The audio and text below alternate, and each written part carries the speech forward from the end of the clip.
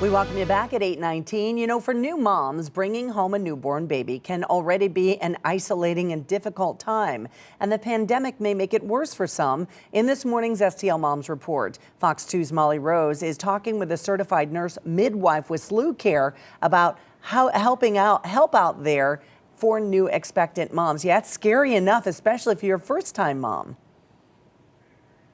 Yeah, definitely, Randy. And there's a lot of this going on right now for new moms. So that's why I spoke with Carolyn Mank. She says as a midwife, she is definitely seeing that increase right now in perinatal mood and anxiety disorders. As she says, a lot of this has to do with new moms simply being isolated during this time. So she says women should know there are virtual support groups out there to help you for the new moms going through this. And just one of them called Mom's Line. That's the one she told me about, which is running through St. Mary's Hospital.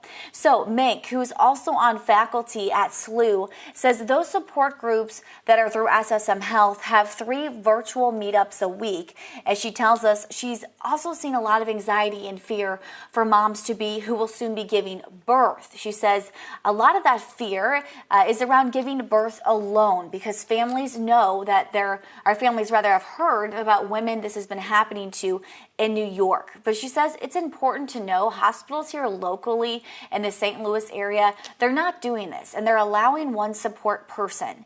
So she says if you are having a hard time knowing, if you could need help for your anxiety, you should ask yourself this: are you having a hard time doing the things you did before, like getting out of bed or getting dressed? Are you so consumed with worry you can't function?